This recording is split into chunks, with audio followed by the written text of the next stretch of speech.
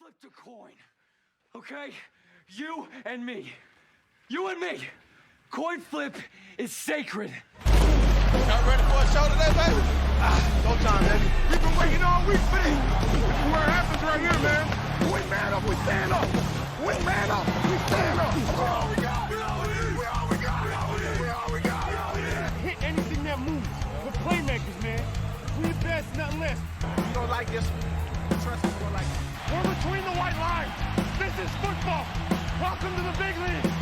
I won the toss. I took the football. Drive it down that throat. Are you out of your mind? Are you out of your skull? Hey, every season is full of defining moments. Let's make this day a defining moment for us in our quest. Game time! Game time! Welcome everybody to the almost the Smash Factors. We didn't have a Smash Factor this week, to the Coin Flip episode 31, NFL Week 13. Hashtag Turkey Day slate for the most part, with a little bit of main tossed in. So we're kind of different than your dinner. The main slate is going to be the kind of little appetizer, side dish, and the Turkey Day slate is going to be our main topic of discussion, as most of you guys are hopefully be traveling tomorrow, getting to your families. So we wanted to get a pod out Tuesday night, Wednesday morning for your commutes, focusing on the Turkey Day. And then Tambo and myself and the guys doing the other content will update the main slate as we reach into Friday and Saturday and get ready for Sunday. But our main focus of this evening will be Thursday's 3-game slate. With me, as always, my partner in crime, Tambo, at Toe Tagging Tambo. How you doing, brother? I'm doing good, man. Getting a little bit of this voice back. I swear somehow it was colder in Miami than here, because everywhere you go is iced out air conditioning. So, and that always, it messes with my throat. So I'm losing my voice a little bit. I do apologize. As Gup said, excited to talk about the turkey slate. I originally said, let's do an article, let's get it all up. But I thought if we can just talk about it completely, it'd be more relevant for you guys. It's something you can listen back to over and over again. I'll be in the Slack. We can talk about some of the stuff in there to really drive it, but there's some great GPPs. I think the cash game action will be solid, and I'll relate to that in this conversation this evening, just because, you can get a little bit more of the casual players in, that sort of stuff. There is some plays that, will be extremely popular, I think. And with that, always a good reason to make a case for fading and GPPs, especially on a short game slate. But we'll go into some strategy stuff as well. So really thought it'd be a good idea to focus on that. And then we'll hit on the main, and all the articles that we put out throughout the week will be more relevant, besides the obvious at the start of the week of, Christian McCaffrey is a lock and load play every week. Guy doesn't stop. It's incredible. Did you so recap King of the Beach in general? I know you had several conversations that were I know some of it we'll keep private, but great for the industry, great for the brand, great for things coming in 2020, as well as meeting some of the industry participants that we all know on Twitter and stuff like that. And then how was we know you did some of the bigger entry. You had won a ticket. So how was all that in general? Yeah, so results-wise, the event was incredible. So I guess I should start with that. But, met a lot of great people, saw some of the same people, get to just chat a little bit more in depth. That's nice, because you don't always get to talk with people about DFS, or they don't understand it, or they're not playing high enough, not high enough, but similar volume. So they just don't get what the daily struggles are and what you're going through to, first world problems, I guess. But at the same time, it's still a bit of a back and forth, right? The daily grind. So nice to connect with some of those guys and see them out there, meet some good people. Met the guy who ended up shipping it. He's a pretty cool guy, Broflex. It was awesome to see, once McLovin was out of it on Sunday, he was towards the back. So, cheering for the guy you meet this week and wanted to do well, and was happy to see a guy that I'd met win it. And, got to meet one guy there from Gup's Corner. Him and I had some great chats. So, went over the slate a little bit, tried to help him out there and whatnot. It didn't go as planned completely, but I thought it was good in that sense. And then, results-wise, not the best. It worked out okay. I thought it was going to be a lot better than it was. Had a great sweat in the 44-44. My ticket for the 53.75 to get it back to Miami pretty much went to hell right away. I had OBJ and Baker, which I thought was smart to differentiate from the Ryan crowd, but I didn't have it mixed in with Landry, and someone had a triple stack. I believe the guy that won that actually would have won King of the Beach. So it could have been the worst for me. It could have been that I got second in the queue and would have won King of the Beach. It would have been screwed both ways, but had a sweat in the 44-44. It fizzled out down to like 42nd in the end. But on the week, I still came up just shy and make a profit on pretty decent size entries. So definitely wasn't too mad about that. It was fun and great trip overall. Yeah, I continued my not shy of making profit in the NFL and PGA, since neither one of us had a PGA podcast. It was it's been a tough season. NFL hasn't been as bad as golf. Golf has just been not great this year. A lot of close misses, a lot of really shitty building, terrible weeks. So I had a great run. I was doing really good, probably midsummer-ish, June, July. And then PGA just went down, and I couldn't get out of it. I mean, I bet the last 12 weeks I had 10 losing weeks. I know there's haters out there, one in specific that likes to talk shit about me, but it's not like I'm hiding it. Anybody in the community or chat knows it. But if we want to pull, 1099 or lifetime golf, we can do that as well. And yes, I've had partners in the past, as someone likes to talk about. But I'm pretty sure I'm not the only person in the world that hasn't ever staked out a percentage of his bankroll. And I didn't have that either. I did clarify for said person, who's a jackass, and I hope he does listen to this pod, that my first 6-figure win last summer was 100% me, and everybody knows that was close to me. It was not shared. It wasn't any revenue, but fortunately, I made several guys pretty good money with that run after that, still on a small stake that they had. So I don't really find that as a negative thing. I've never staked any of my football. And so, which is probably good because it sucked this year, but golf I have from time to time, and I still may in the future. I'm not the only person, and this is probably a hot topic coming off of some of the stuff I've read on Twitter today. Yeah, really though. It's not. And none of the people that I am are people that really play. It's kind of like I have two good buddies, two really good friends that I don't know if they've ever even played DraftKings, but they believe in me and believed in me from the beginning, and they've always wanted a little piece of the action. No different than you've done it before. What's the other? Stake Kings does it all the time. Yeah. It's exact same thing as Stake Kings. It's just I personally know these people instead of putting it up there and all that stuff. But it's nothing illegal or nothing against any forum or. It's simply just a piece to say that you didn't get all the money. But guess what? If I'm giving away 50% of the money, but I win $1 million and I'm collecting my $500,000, I don't care. One, it's more than most got or have won anyway. And two, I'm okay with it. That's why I'm selling it off. It's to mitigate risk. It's pretty standard in lots of different industries, lots of businesses. So it happens, right? It's investing. Well, the guy that sells 20% of his business on Shark Tank is doing the same thing. He just gave up 20% of his company, but now he has good investors that are in there for the future, and that can help him propel himself to something bigger. And that's what it's all about. If I win $500K, I can, as many I want to get to this full time, and I love grinding this, but I still have a full-time career that I have to do to provide for my family and all that sort of stuff. So if I win $1 million, that $500K sets me up to do what I want to do. Even though it could have been $1 million, I'll be happy. Trust me. I'll take that $500K, move on. Right. And in all, in fairness to those two, and there were a couple others, one of them's a jackass I'm talking about, but I could have easily cut them out after last summer. I mean, I won a ton of money and didn't need any stake or anything like that, but I was loyal to them, and they came back this year, and this year was tough. I mean, I lost 5 figures this year in golf. I won't hide that. But I won several 6 figures last year. Even my personal part was still, $250,000 net. That's after what I gave back to the stake people. And I know Nephew and those guys, they talk about, he had a stake guy. I mean, people do it, and it's nothing that anybody's hiding. Now, the stuff going on today on Twitter about the pooling and dupe lineups, I don't even know about. I don't even play cash. I don't play that stuff, so I don't understand.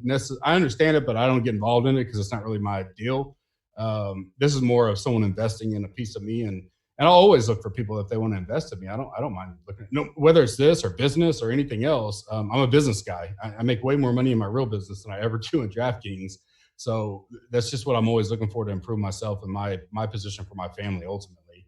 So, today was a very hot, and I missed it all because, this is my first day off, and I spent literally all day, got up at 5:30, slept in real nice, and dog woke me up like it was a normal work day, and then I was ready. I was like, well, shit, I might as well go to the gym, got the workout in, and then I literally worked on Gov's Corner stuff since 7:38 this morning and I'm still doing it now. Now, ideally, so the next couple of days are kind of relaxed, except for building lineups and stuff. But that's part of owning your own company is I'm off of my career, which is nice. But, there's a lot of things I've been putting off Gov's Corner wise for you guys. It's going to be awesome.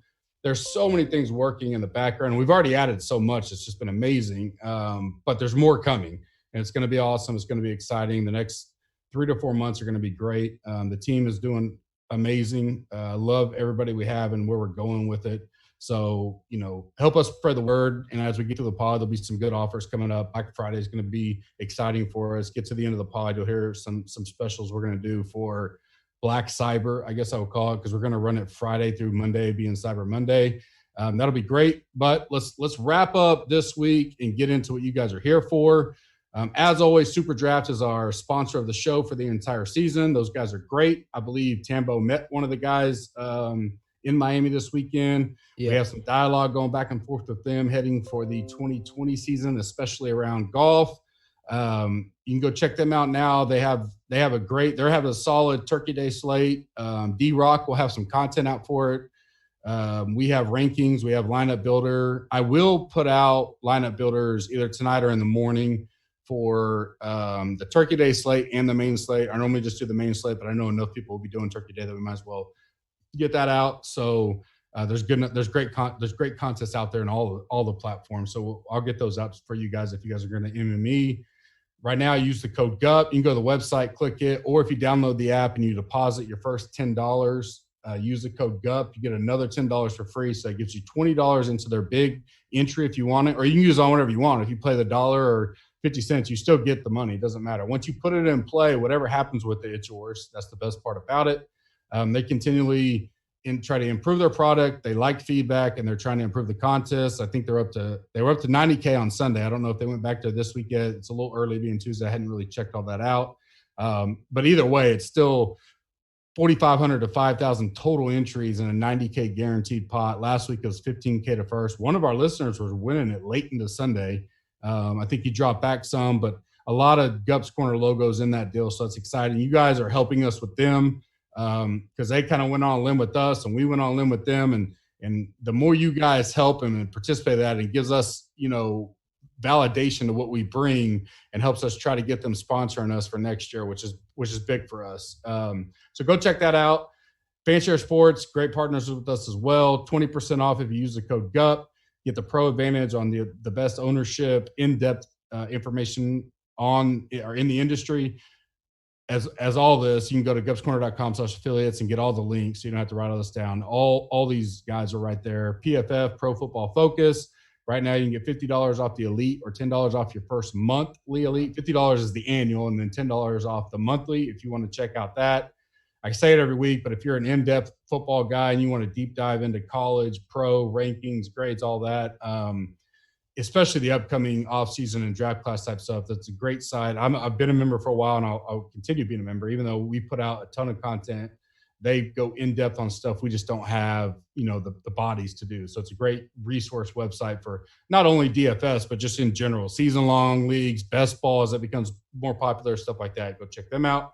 As always, rate and review us on iTunes, Instagram, Facebook, subscribe to us on YouTube, Twitch. Probably the most prevalent right now is rate and review us on iTunes. As if you're an annual member, that gets you an extra ticket into the Honda Classic giveaway. If you haven't heard of that Honda Classic giveaway, you've probably been in a cave because it's been all over. Pat Mayo's coming. Matt Wiley's coming. Feinberg's coming. Kenny Kim, who's a part of our team, and at least 8 other Gups Corner team members are coming. We had our trip already set to go to the Honda every year. This will be my 4th year, I believe.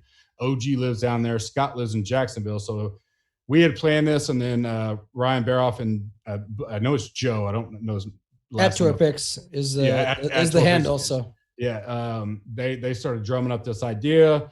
We're full support of that. We are a sponsor. We'll be one of the top sponsors of that whole deal. So that Saturday is going to be amazing. One of you guys that are members will be joining us for the week on us, 100% flight, lodging, got a beach house. We got 2 rounds of golf scheduled, including the DFS Open. We got 5 days of the Honda Classic. If you can't make it all 5, that's fine. We'll fly you in when your schedule best allows. Hopefully you can join us when everybody's coming in. But it's going to be an amazing trip. Go to gupscorner.com/challenge, and you can read all the ways to get into that.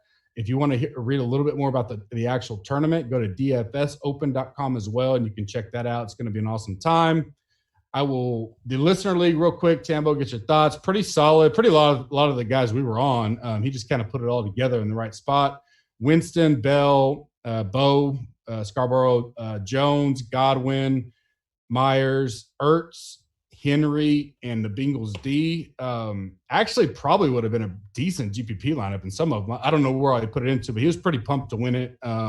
He won some other money too. I remember he tweeted out and gave some shout out. So Howard the dog, I believe, is his DK handle. So he did a great job. Pretty solid lineup all in. Any thoughts, comments on that? What was the final score? Did you have it there? I didn't pull it up and look at it, but I was just curious if you saw it. So he had, I have it right here. As my phone refreshes. No, go for it. I mean, I'll talk through it. A lot of the right pieces. I mean, obviously Henry hit hard. Ertz was a great play, smash play, went off. You talked about Godwin already, 40-something points. The funny thing was I had a screenshot from last year's King of the Beach, and I was showing guys Godwin was 3,900 a year ago on the same day, the same tournament, and this year up at 7,000 something, he drops 40 points. So it's like just shows you how much a year changes a guy and just how much of a piece of that offense that he is. And then, Winston on the other side. That was a perfect play to go against Ryan. Some of the guys I wrote up in the targets article worked out. The only one I was off of last minute kind of deal was with Scarborough, just talking with some of the guys down there, from the Alabama guys, things like that, just things they mentioned. It just sort of had me phased away a little bit. And then, of course, Matt Patricia and that offense and how they have McKissick and Johnson and him. And I was like, it might just be too much. But great lineup overall. What did it score? 183.12. So what a King of the Beach, right? King of the Beach was like 176. So, I mean, it would have been a great lineup. And if it was his listener league, it was a single bullet. So whether he put it elsewhere or not, or he had other choices, that's great. But overall, excellent lineup. Yeah, I know he did because he tweeted out and gave us a lot of credit as far as research and all that kind of stuff. So, and he was super pumped to get the merch combo. So I think awesome. He ordered that and got that rolling. We have a Turkey Day slate going now. It's probably almost full. We will give away a merch combo for that. And then I will roll a main one out once that Turkey Day slate one locks or fills, whichever comes first. This week's format, we're going to talk a little bit just in general about the 3-game format, the early, mid, late swapping, some strategies there, MME or single bullet type stuff. Obviously, Tambo does MME more. And I tend to sometimes do MME for Turkey Day as well, just because you can get so many combinations and get some action all over. But we'll talk about that, and then we're going to hit up our same playbook format, just condensed because of a smaller pool. And then we'll touch at the end on a little bit of the main slate, our favorite maybe stack. We'll do our 2 favorite bets of Thursday only. And then we'll kind of talk about Survivor, Super 7, stuff like that, and then we'll send it home. We are going to go quick and fast-paced tonight. I know people are wanting to get the NBA lock here in about 38, 48 minutes, something like that. So, Tambo, in general, minute or two, is there any strategies that you found advantageous, maybe as it relates in prior years or this year, depending on how the games line up?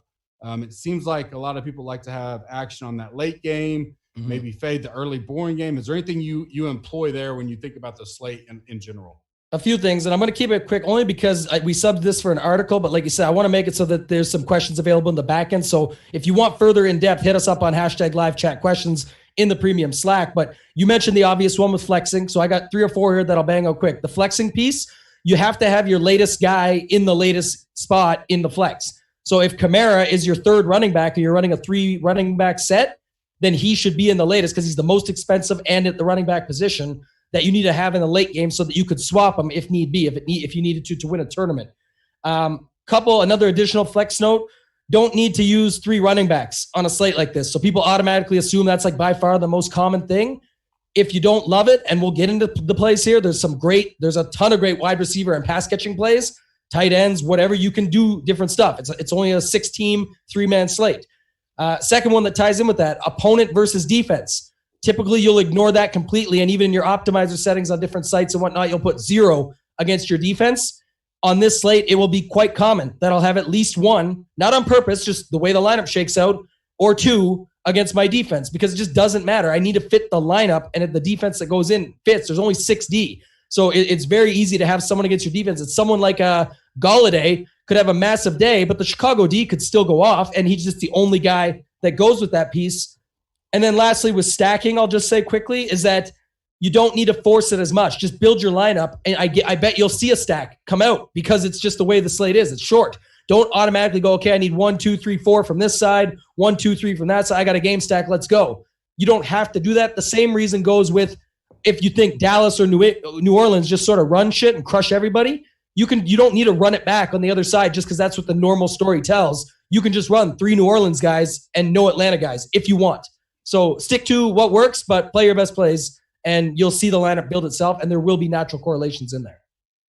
Yeah, I mean, pretty dead on. Last year, I did that. I tried to be cute the first kind of 2 years I was getting into the whole DFS, and that's exactly what I did. I went and I just said, I'm just going to play my best guys. Like, I don't care about stack, slate, run it back. Like, I'm going to look at this and I'm going to look at it as like a super showdown and go, how do I fit my best team out there? If I'm going to build a team, if we're going to have a whole, schoolyard pick 'em, and we go back, who's the best guys I'm going to take out there? And I just built my team. And last year was my best Thanksgiving Day ever by far, which isn't, I mean, it wasn't a ton of money, but I think that strategy overwhelmingly will do well as opposed to trying to get cute and trying to play the, $3,100 Noman name and hope he gets one. I mean, yeah, if you like that guy, you like him. But I just think playing your best guys will get you around a lot of what a lot of group think type stuff will do. So I agree with that 100%. Yeah, I agree with that 100%.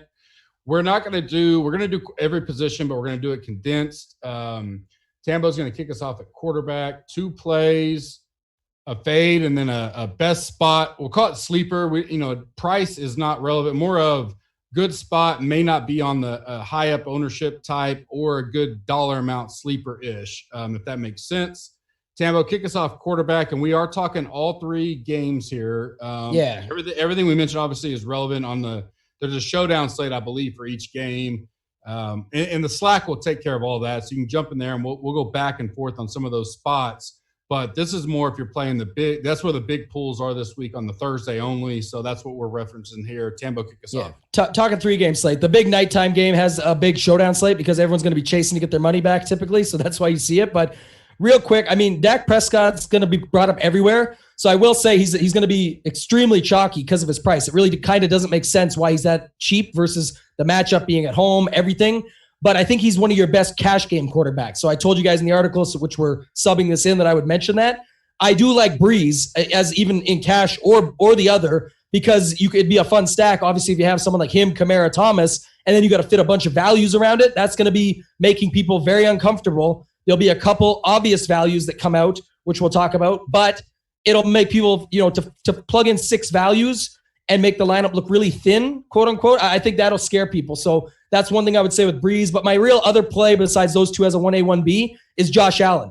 The other side of the most popular quarterback, the game that I think, and you'll hear as I go on throughout the day, I think the Atlanta-New Orleans becomes the most popular. We've seen it even again. The reason Driscoll went off at 4,600, and we'll talk about him in a minute, a couple weeks ago, was because that Dallas game. Dallas sets the pace. If Dallas can get the pace going in this and you got Buffalo, Josh Allen ends up having a big game. Got a lot of weapons you can use with him. As far as a sleeper goes, I think most will say Driscoll, but he's my guy. I would fade. The price is up. I certainly will not be playing Blau if for some reason Driscoll can't go. I know they talked about a maintenance day today. I mean, he's a backup. If he can't make it through, Blau would be their other guy, and I'm not going to play him. But I don't mind Trubisky, mainly just because people have been waiting for him to go off, and he hasn't really done that Millie Maker style win yet for anyone, but he did win 3 people to Millie Maker last year. Has a lot of cheap pieces that you could put with him to fit a lot of the New Orleans guys or whatever you want to fit in with it. So that's my plays. I know you'll have most the same, but that can help keep it shorter, as well as, you can chime in the points you like and don't like. Yeah, I mean, I think Prescott is there. If you go there, you got to be a little different elsewhere. I think he'll probably be the highest owned for sure. I don't mind going Breeze just because of the price, because I will fade Matt Ryan again like I did last week. I still obviously am in the camp that what we saw for those 2 weeks is the more of the anomaly than what that team is. And I mean, I nailed it last week. I mean, I got a lot of things wrong, trust me. But the one thing I nailed was that scenario and Tampa Bay winning. So I feel the same way. I know Atlanta's at home, so that makes you kind of like it. But simply put, I would go Prescott, and it is kind of there if you want to be cute elsewhere. I think he's in play. I do like him being at home. I don't mind Trubisky, but it really depends on who starts at Detroit, because I think Driscoll is at least a good enough start to keep the game competitive. Right. I agree.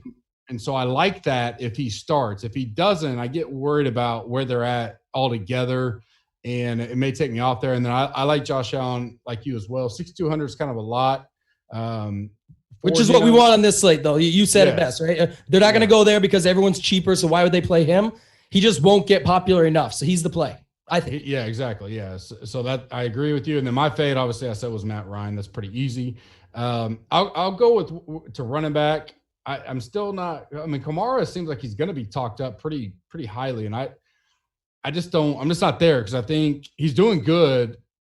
He can pass, out of the backfield could be great this week, and this could be his go off week. But I think Murray, is getting enough touches in certain spots that. It's kind of like last year with Ingram, right? I mean, the same kind of setup. You could go Murray and be a little bit different.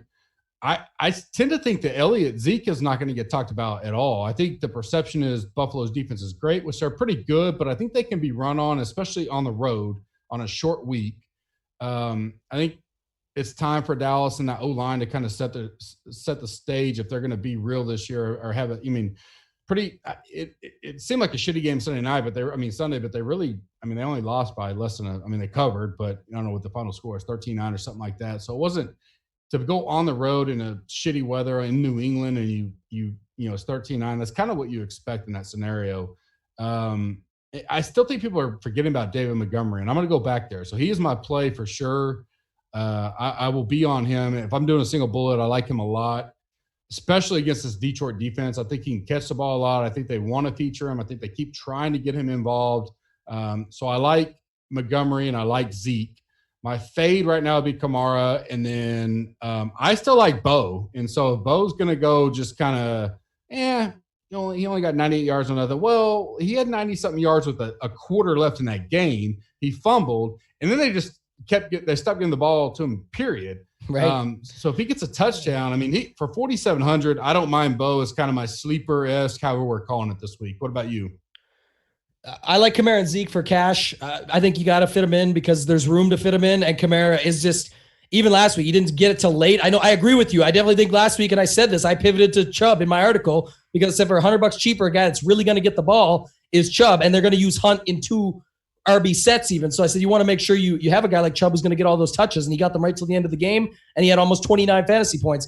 But Atlanta, classic spot, pass catching running back. I think we get it earlier in the game. And I definitely like Kamara. I like Zeke more though. You think I'll check? Do you think he'll be the highest percentage owned as of right now? I think both him and Zeke will be close, and they'll be both the highest owned. They're going to get ownership. It's just that way because it's a short slate. They're the biggest names. I like your Murray for GPPs. I definitely agree with that. I think Zeke still might get a little overlooked, but I think he'll be up there in the top 3 at running back with popularity. Have to see how the builds shake out, right? But for cash, I want them both. My sleeper is Singletary, goes in with my Buffalo call, my Josh Allen call, all of that. 70% of the snaps, the last little bit here. They got Gore the record last week. We're not the record. I keep saying the record. They got him into the top 3. So he's got up there now. He passed Barry Sanders. That's amazing. But now it's all systems go. I think Singletary has looked good. If you watch the games, he's been great. He takes those short passes. Dallas, that's a spot where you can beat him, right? Is like with the tight end or with a pass catching running back. And I think he should be less owned than the Chicago backs who are okay to me, but I really don't like Bo Scarborough. So my fade is all the Detroit running backs, same reason I talked about. And you just hit on it. That one fumble is all it took. And I don't think they just say he's done now. I agree there.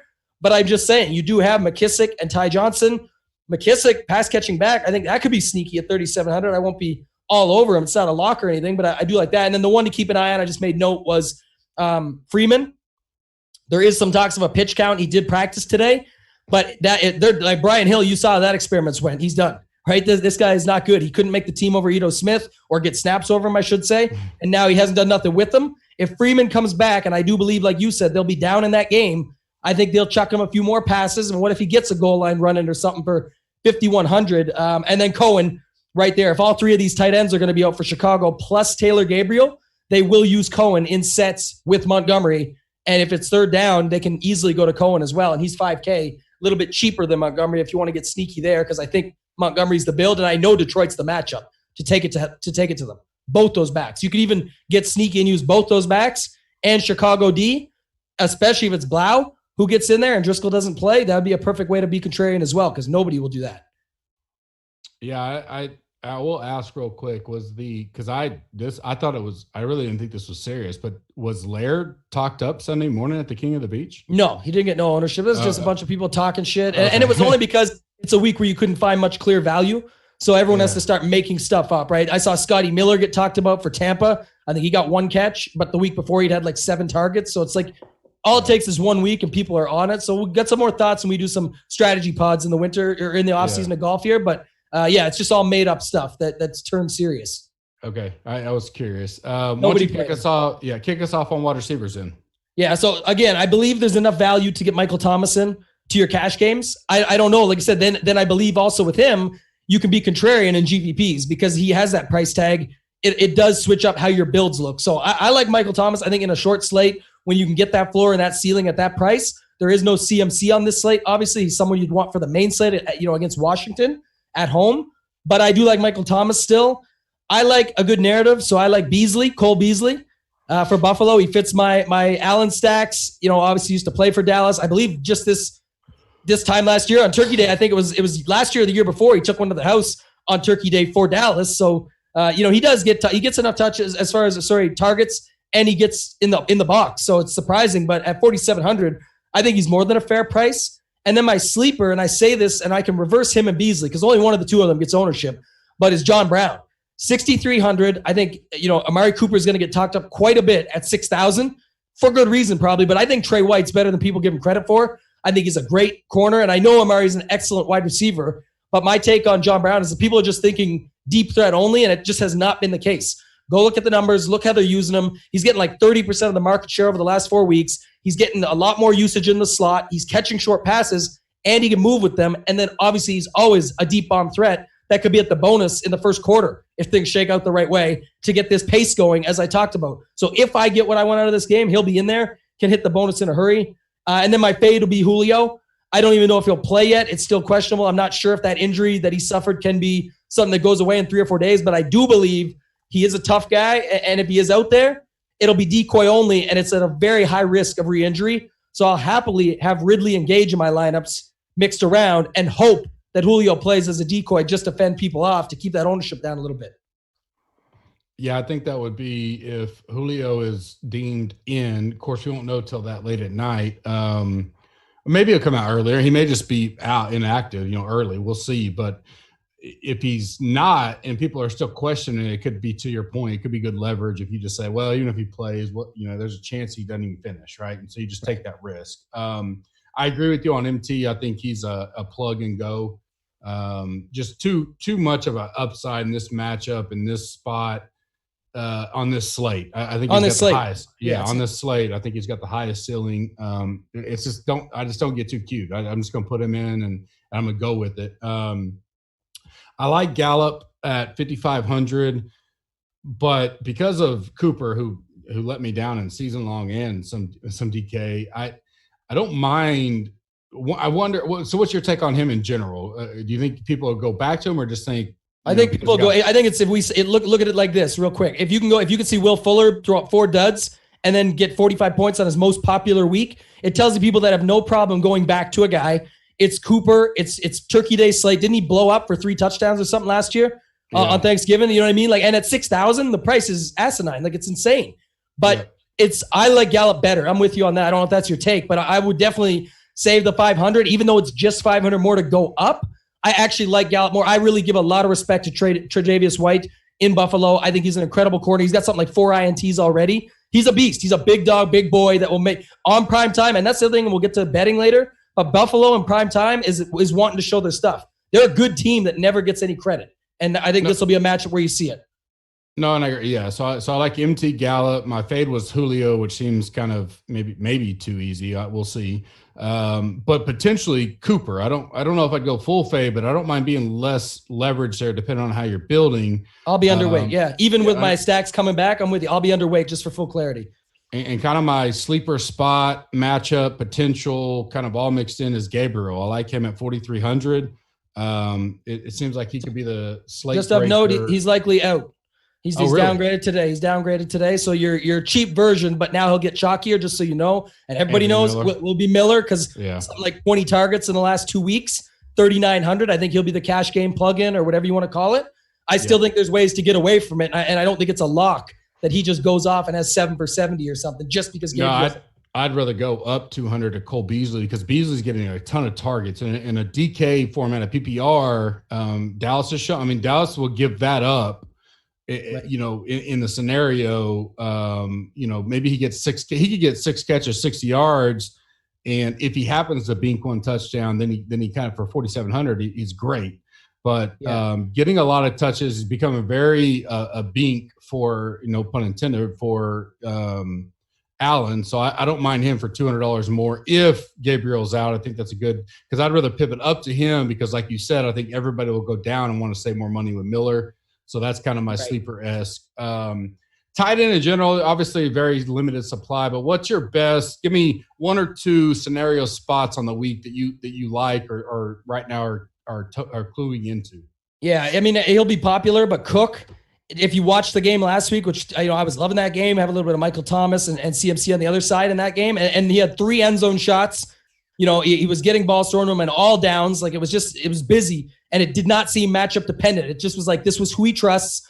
You obviously know it. You know, last 2 weeks, people have been trying to get Traquan Smith and Ginn, and they had their chances. And yeah, Traquan got a touchdown, but it wasn't like Traquan busted the day or had a good game. It's just these spots were more forced. You could see it, and it was just who Breeze had open at the time, but he wants to go to Cook. Cook is still a fair price at 4,800, but the guy I really like, and even for cash games, I don't mind punting off, is Dawson Knox. And it sounds like I'm just eating all this Buffalo Bills talk up, and I know it is what it is, but my point is that 2,900, he's someone who actually gets usage. He actually gets market share. He's actually an end zone threat. His price is just simply too cheap. Dallas does get beat by the tight end, like I talked about. He can catch, 4 for 60 and a touchdown and just smash that number. But bottom line is 4 for 60 wouldn't kill you when that allows you to fit all those other guys we've talked about in your cash game lineups. So good for both formats, tournament and cash in both. No, I agree. Any others you like? Jarwin seems to always kind of surprise and could be that guy this week that, I mean, if I'm looking for a super sleeper off the radar type guy, I mean, maybe not off the radar, but at 3K, I would definitely, if you're doing showdown, I wouldn't be afraid to put Jarwin in the showdown lineup, give you a huge salary relief and let you build out that Dallas Buffalo game. But I mean, I'm probably going to lean on either Cook, and then I like Hawkinson if Driscoll's in. I don't know because I mean, he's a better passer. I think I think he's a Purdue quarterback in college. So I don't hate him by any means, but I think I'll probably keep it simple there and just go Cook. But I potentially Jarwin, especially in a showdown type slate. I don't mind him because he tends to show up out of nowhere. And I mean, he had the 3 touchdown game in like week 17 last year out of nowhere type deal. Obviously Witten's there, so it makes a difference, but I don't mind him at 3,000. And Hooper's out, right? I mean, I assume he's going to be out. He's likely out, yeah. So Jadavian Graham or whatever his name is. Jaden Graham, I think his name is. Yeah, he's a possible guy to fit in as well for unique in tournaments, but it just feels like one of those ones where you're forcing into game stacks and stuff and hoping that he does something. So it's definitely a deep flyer for a big MME set. So my original mentality was if Driscoll played, that I could find a way to play Driscoll and the Bears D just because of you got Cordell Patterson returning kicks. You got there's ways for that game to be good for Driscoll, especially with his rushing upside, and the Bears still hit at $2,500. But now, if they become the chalk of the slate, where's your instinct to go? Are you on the Bills bandwagon here as well, or is it just play the Falcons because you think you got the room? I mean, not the Falcons, the Saints, because you think you got the room and hope they blow the doors out. What are your thoughts on D? Yeah, probably 2 more. I like the Bears for cash, just so I think they fit and they're the right way to go. But it's a 6-game slate, so it's not really, or sorry, a 3-game slate with 6 teams only. So it's really tough. The Saints will be my other one, just because, like you said, I'll find the money and just make it work. But I actually kind of like Detroit on the other side because you could still play a lot of the Chicago plays if you're not going with Trubisky so much. And even then you could, but I don't think that's as ideal. But I'm saying like a Cohen or a Miller or someone, just a one-off Chicago play that's a PPR guy and is going to catch passes. that can still get there on PPR points alone, and Detroit D could still be the D that you need in there. So I don't mind Detroit D as the other side, the opposite side of the most popular D. It happens all the time where everyone's counting on Chicago, and what do you know? Detroit D comes through. It happens all the time. So I'm happy to go there, not just because of a weird game theory thing, but because it makes sense, and you can still use one or two of those Chicago values against them and not have to worry, like I talked about in the strategy section. No, I actually don't hate that. I think Detroit could be a good play, especially if you got a fairly chalky-ish lineup and you go, how can I make myself different? I think playing that Detroit team or the defense will probably set you apart a little bit different. But we know Trubisky can do a lot of terrible things for sure. But I actually like Detroit handicapping wise. I'm on them initially. But any final wrap-up thoughts, slate positions, stacks that just stick out to you overall? No, I think you can put together my stacks as you go through it. Obviously, I like Josh Allen. I like Breeze. I like Dak. It's just all what you fit around it. That's what it's going to come down to. Yeah, I agree. I like. I think. I mean, back to I said, I'm going to play the best. My one I'm going to play MT. If I'm doing a single bullet, I'm going to play him. I'm going to be overweight. You're going to have to be overweight if you're on him. Yeah. And I like Zeke. So those are my two that I think I'm probably in on. And then I just build around there, trying to, as I get more information over the next 24 or 36 hours, obviously we'll be in the Slack and in and out and talking all of it up, especially Thursday morning as we're all sitting around waiting on the food to get ready. So those are the ones I potentially like. If Driscoll plays, I don't know if I go single bullet with him, but I definitely would have some Driscoll, and I wouldn't be afraid to run it back with the Bears D combo. That was kind of my thinking to be a little bit different than others. So keep that in mind. If we get closer to Thursday, it looks like he's going to play. Two favorite bets of the day, whether it's over, under, spread, whatever. What do you like? Yeah, I got two. Obviously, the first one I've been talking all the pod about it. Buffalo +4. Love it. I think Dallas, I know it's your guys, but I have to talk about this. It's an American thing, right? It's an American's favorite team. They're all rooting for them. I know that it was New England that they just faced and they couldn't get it done, but they still played hard. I don't think anyone says, oh, wow, Dallas is out, because I still think people are in on them and in on Dak, and we talked about all of it. But saw an interesting note today. Buffalo is 7-3-1 against the spread. Dallas is 7-4. So something has to break here. I like Buffalo. Buffalo's up to +7. Oh, wow. See, I just looked before I got on here and I saw +4. So I'm not sure if I missed. They're +6.5 most places than as high as 7 right now when I just looked. So yeah, they're getting a ton of points. Oh yeah. You know what I looked at? I looked at Chicago and Detroit. I wanted that side, but yeah, +7, please and thank you. Even better. Yeah. I do love that. And then my other one is going to be Atlanta, New Orleans. I'm going to do a random total because we never talk about it, but I'm going to take the under. Fade the public, whatever you want to call it. But I just feel like last game wasn't even close. It actually went the other way. The Falcons came out of the bye with some defense, and it was like, 26-9 or something. But my thing is, even if both sides show up and we get a 24-21 type game, that's still 4 points to spare. And I put a note, two things. One, wait for the best number, because I think if it gets to Thursday and Julio's playing and everyone needs action, it's going to push the number up even higher to the 50s. And then you get a better number to go under on. But if Julio's announced out early, you'll probably want to go hit it before it hits 47 or drops a little bit below that. So I do like the under 49 in that game as well. Yeah, right now I like the Lions +3.5 at home. Obviously, I'm interested to see how the quarterback shakeup happens. Chicago on a short week on the road, their D is good. We just know that, but a very low total. I think it's kind of an ugly game. I think Detroit hasn't necessarily given up. And I just think the chalk of the day is going to be the Bears. I think most people think the Lions are god-awful, but I still don't know if I trust that type of game. Detroit at home especially. So I like Detroit.